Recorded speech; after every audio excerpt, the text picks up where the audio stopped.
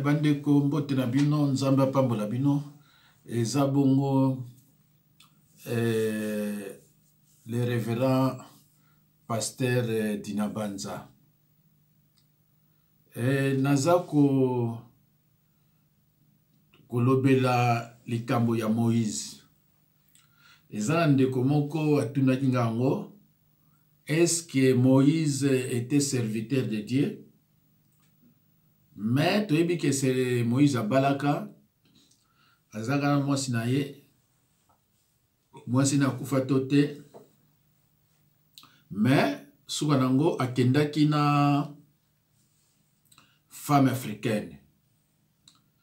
Alors bandeko na ye basepelaki te po asalaki impudicité.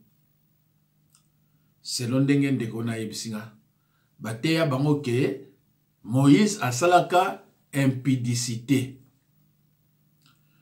Alors bandeko nanga Bible ezolo bala biso boye na Jacques 3:1 to mekana kotanga yango. Bandeko nangai na kati na bino bato nyonso baluka kokoma balakisi te. Pamba te biso balakisi Nzambe akosambisa biso na ndenge moko ya koleka. Bandeko Bible zo bala biso boye a priori mutu nyonso akoki kosimba Biblia te abanda ko prêcher bato liloba na Nzambe. Lelo tokomi komona bato ebele soko asimbi Bible bandoki na ba sataniste bakomi kobenga ye pasteur. Nalobaki na bino bandeko nanga toza na komba moko makasi na réseaux sociaux. Bato ebele bazo ya kosala makomi ebele après na soko batie pasteur. Il faut yozala mayele ou bien ozana misala mabe okumisaka bato wana so basala bakamu na bango. Mais mutu azala mayele akumisaka bato wana te. Alors ekosenga totanga nano histoire ya Moïse. Surtout tangi histoire ya Moïse ndenge Biblia ekoloba na biso ndenge pe tokomeka kosolola. Tokotanga na Nombre 12 1 à 15. Totangi na komo na Yesu. Murmure de Marie et d'Aaron à Esoroth, Marie frappée de la lèpre. Tobandi na chapitre 12 verset 1. Marie et Aaron parlèrent contre Moïse au sujet de la femme éthiopienne qu'il avait prise, car il avait pris une femme éthiopienne. 2. Ils dirent, et c'est seulement par Moïse que l'Éternel parle. N'est-ce pas aussi par nous qu'il parle? Verset 3. Et l'Éternel l'entendit. Or Moïse était un homme fort patient, plus qu'aucun homme sur la terre, sur la face de la terre, pardon. Je reprends le chapitre 3. Et l'Éternel attendit. Or Moïse était un homme fort patient, plus qu'aucun homme sur la face de la terre. Verset 4. Soudain, l'Éternel dit à Moïse, à Aaron et à Marie, allez, vous trois, à la tente d'assignation. Et ils y allèrent tous les trois. 5. L'Éternel descendit dans la colonne de nuée et il s'était à l'entrée de la tente.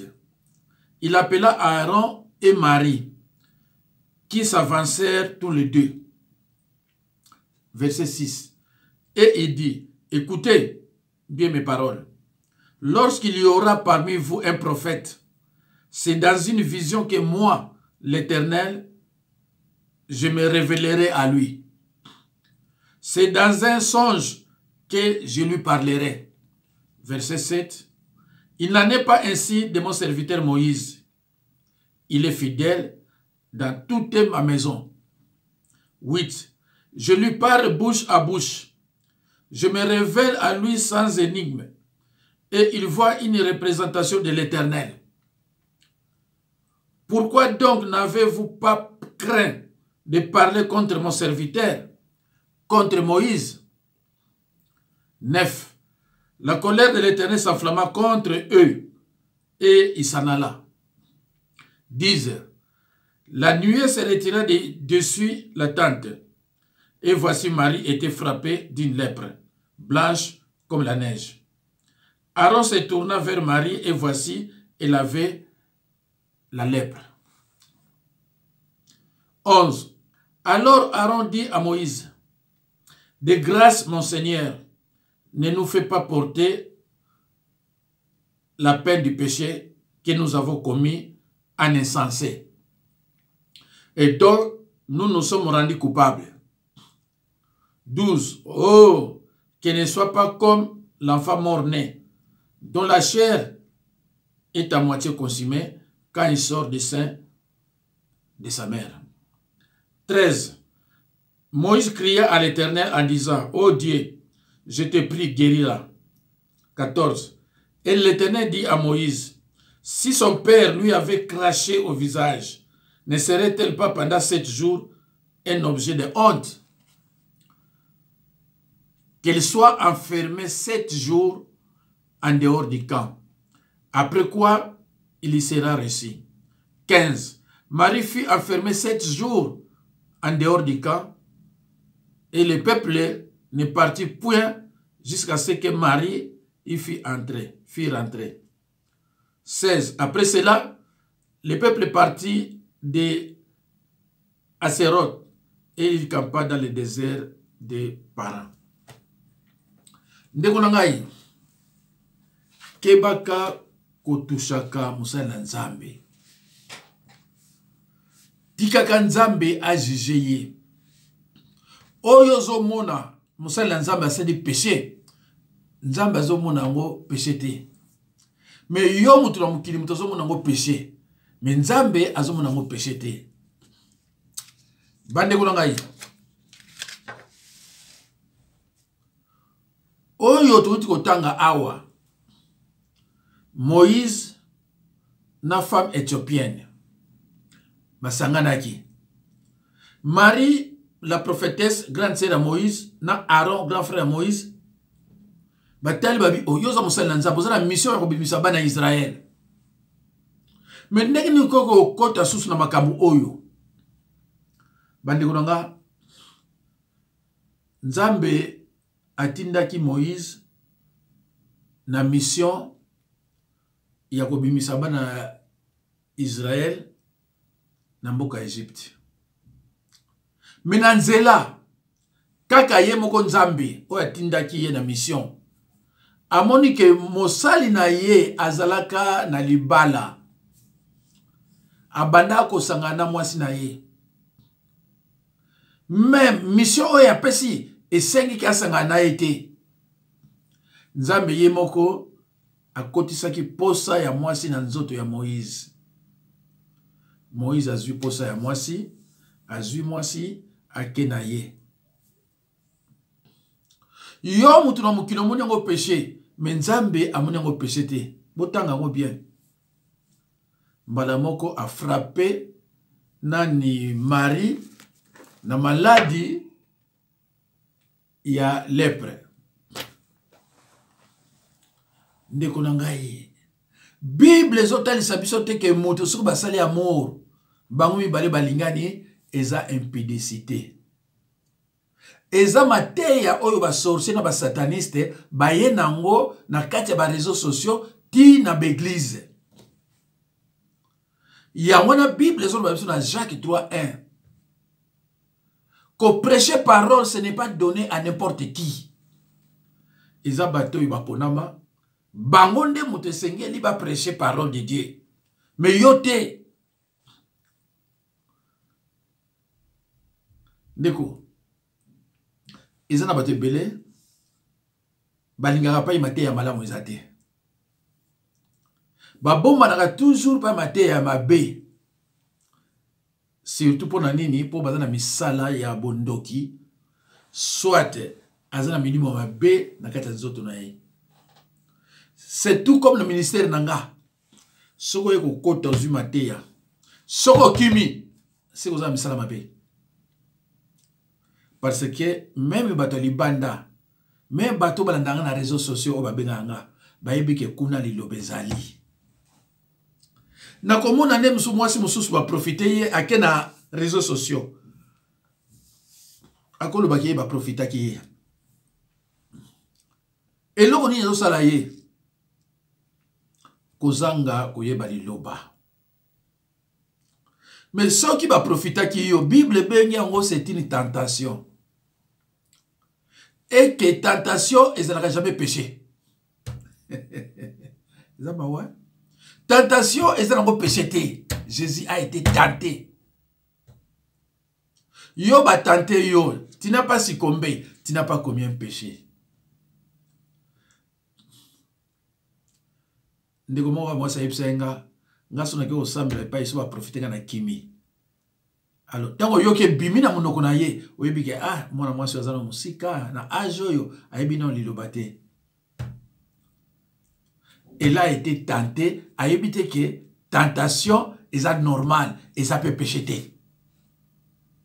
Mais pour yo yeba ke ça péché, il faut les capables mate ya solo ezali. Sinon, te obadoke ne pas ya ba voyou, pas ba toyebe ba liloba te. Ozo yozo mona ba ke ba ibi liloba.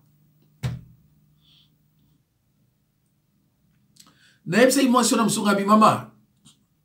Sexualité te mutu ko mema yo na li felo. Parce que sur total la Bible de Genèse jusqu'à Apocalypse. Mutu moko te akendaka li felo pour sa relation sexuelle azate. Bible de kunati na suka. Azate. To mona kutu David mutasala scandale ti atindi mutubaki ndebo babo bambali wana. Mais jusqu'à preuve contraire, Nzambe abenga ki l'homme selon mon cœur. Ndeko nanga luko yeba liloba. Na yebisaka mwasi yo mususu na bi mama. Yoka mawa na tatouage wa muneno tina libele na yo. Yango nde ekomi mona ofel na li felo.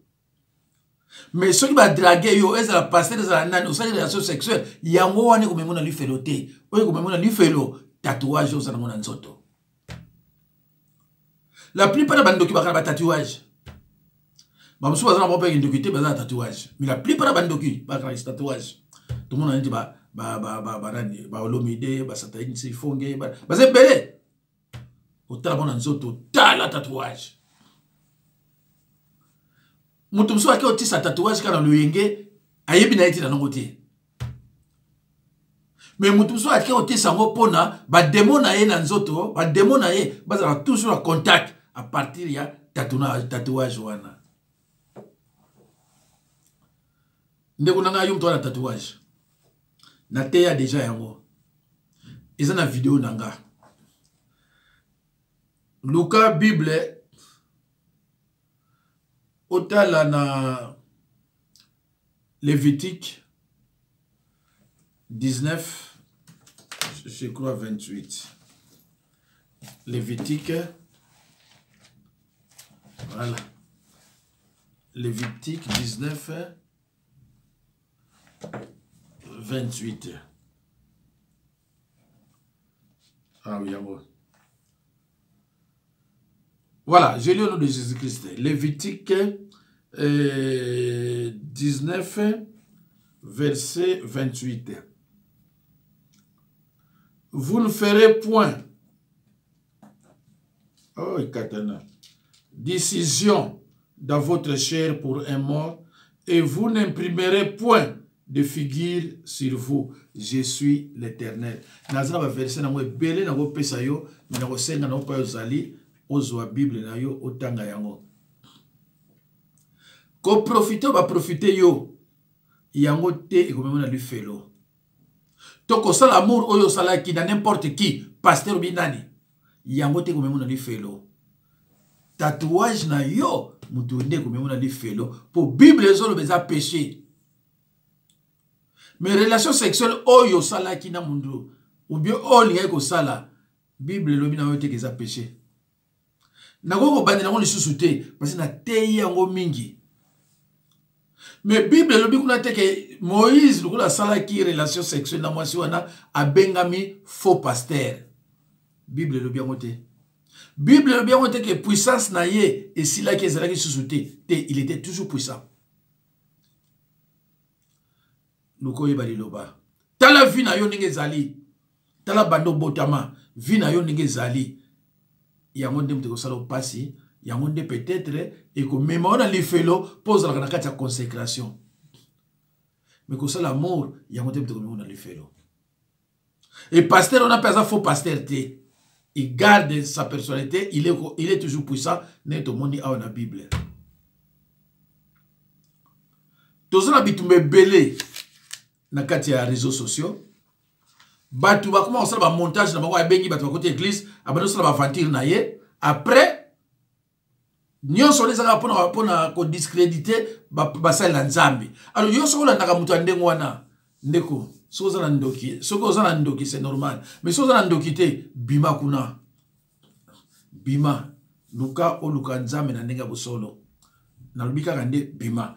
Alors ba de kotala ba image. Ya batu oyo bazala ba basala eze belé mais dans le semaine mi balé. Batu oyo bazala ba basala nzambe te. Mais basala ba fatine na bona kombo ya basala nzambe ya pasteur. Bomoni tato. Bomoni Bomoni na kati église na délivrance pona basi na mibali ba botaka te ayi na bango basala amour na kati église. Biloko wana ils ont un verset biblique. Biloko wana ils ont un verset biblique. Alors, bino, on va comprendre que mutuneti nga na bengama na sala cours biblique na yebi Bible zulu banini na sala aventure abwe. Muto ba bengi pasteur, c'est-à-dire o bengama a sala cours biblique.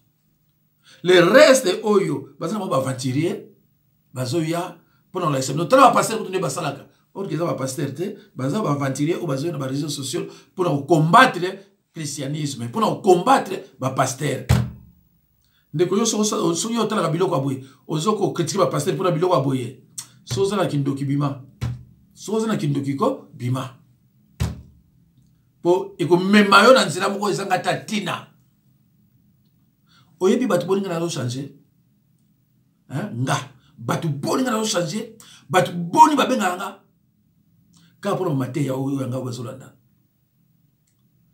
dans banzi exemple à Moïse, ce qui était yoté, n'a habité ce aux andengini.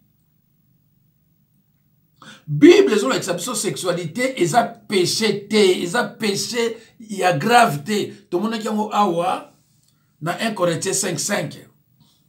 Moi na oya bimaki. Na moi c'est papa naye. Voilà, c'est ça l'impudicité. Oyo yozo sala entre bino mi balé de commun accord. Oyo wabengi relation sexuelle consentie. Et ça péché na kamni. Moïse avant que na moi si wana adraga ki liboso, abanda ki na ko draguer ye, après moi c'est ndibi ba ke na ye. Alors, ko draguer oyo ba bengi yango tentation. Tentation ezala jamais péché. Luko ye bali lo bande ko nga o sepela. Hein, osana musika, osapela na musika, luko yeba liloba. Tout le monde a basi baki na ba réseaux sociaux. Soko so yo kaye, ozo yeba déjà que o moi c'est ya misala mabe, ou alors ayebi liloba te, ou alors akini abomba na l'église mabe, pour ça rassembler bato mona kayini takina église, mais motema na eza église te. Motema na eko eza église te. Tout temps il y a nombre 12 1 15, Jacques 3 1. Ce que nous faisons à bien ou à mal, Dieu et Satan voient. Ce que nous faisons à bien ou à mal, Dieu et Satan voient. Ndeko soki mosala ya nzambe oyo nzambe atilisaka akoti na ndako na yo sepela. Neti biso ba oyo. So na koti na ndako na yo sepela. Sepela na biso ke sepela. Psaume 15, 3, Luc 12, 2. Ce que nous faisons en bien ou en mal, Dieu et Satan voient. Proverbe 15, 3, Luc 12, 2. Nzambe alobi na Moïse te que Moïse est faux pour que c'est la relation sexuelle. Alobi na Moïse te que puissance ezalaki na ngona molimo santo azala ngo susute te alobi ne mona te. Sosola tala fina yo bano botamati lelo ba résultat ezanini. Ba résultat ezanini. Total la soso moko awa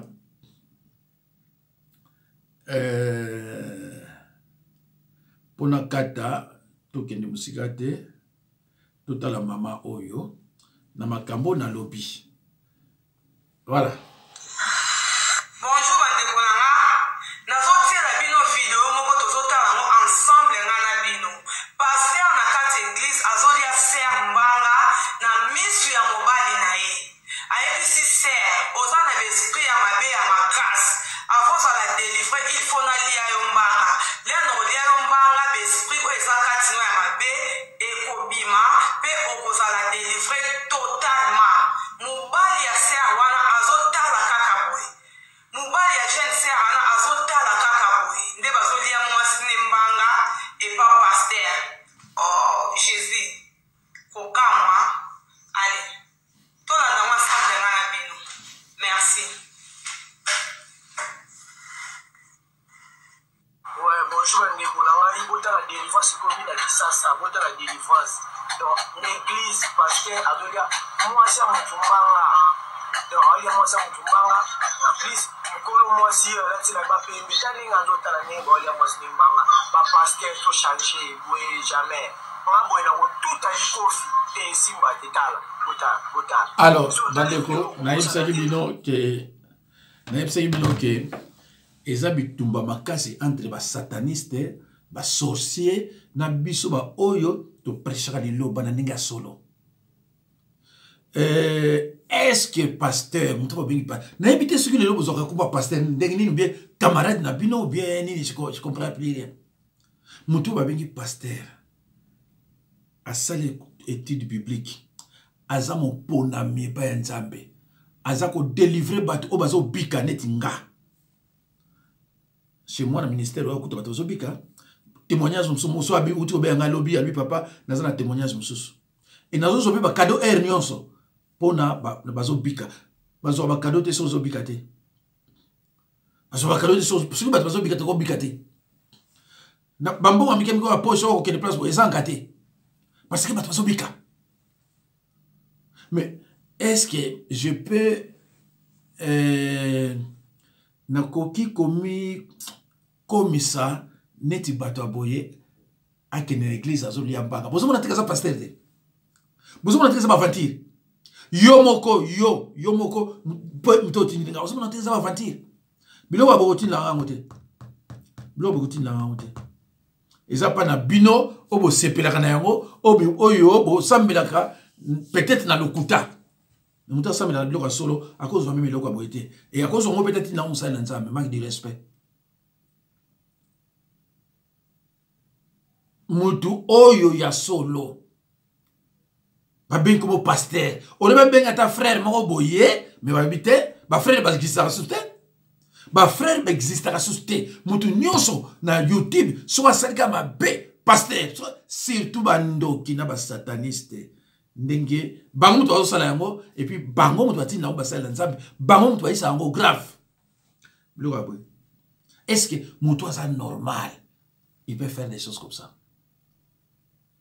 Ceux qui baso benga pasteur des antibiswa ora tozota monandika ba Moïse tozota monandika ba tu nyonso nzambe ko ba mutu nga zo mona passe mingi a délivrer bato asali bo a tie moi sina nzela nanga. Yo muto condamné nga yo muto condamné ngai yo bomoni Aaron na Marie basaki ba mi balé mais ba condamné mingi moi si ole maladie ya pa Aaron ba kemba pa moi pourquoi que nemba pa moi si parce que la plupart oyo zo ba nani moi si parce que la plupart déjà sorcellerie ça t'a ça na basi.